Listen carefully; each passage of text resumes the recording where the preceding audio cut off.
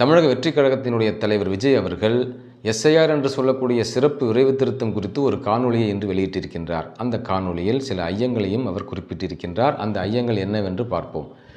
2021ஆம் ஆண்டு என்னுடைய வாக்கு என்று சொல்லக்கூடிய உறுதிமொழியை நான் செலுத்திய நிலையில் இப்பொழுது ஏன் இந்த எஸ்ஐஆர் படிவத்தில் என்னுடைய பெயரை நான் பதிவு செய்ய வேண்டும்? ஆம், பதிவு செய்தால்தான் இறந்து போனவர்கள் அந்த பட்டியலில் இருந்து நீக்கப்படுவதற்கான வாய்ப்புகள் ஏற்படுத்த முடியும்.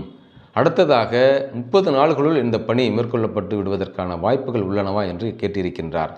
தேர்தல் ஆணையத்திற்கென்று ஊழியர்கள் இல்லை என்பதை அவர் உணர்ந்து கொள்ள வேண்டும். தமிழ்நாட்டில் இருக்கக்கூடிய அரசு ஊழியர்கள், தமிழ்நாட்டு மாநில ஊழியர்கள் தேர்தல் ஆணையத்திற்காக பணியாற்றுகிறார்கள் என்பதையும், பெரும்பான்மையான மக்களுக்கு இந்த படிவங்கள் சென்று சேர்க்கப்பட்டு வருகின்றன என்ற செய்தியை நாள்தோறும் அரசு தன்னுடைய தேர்தல் ஆணையம் அந்த இணையத்திலே பதிவேற்றி வருகிறது.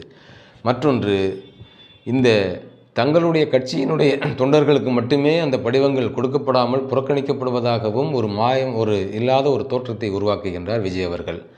இங்கே அவ்வாறு எந்த ஒரு நிகழ்வும் இல்லை என்பதே உண்மையாகும்.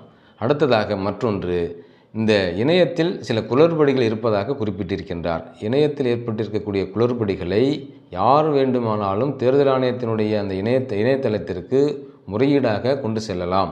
அவ்வாறு செல்லக்கூடிய நிலையில் உடனடியாக அந்த குறைபாடுகள் களையப்பட்டு வருகின்றன என்பதே உண்மையாகும்.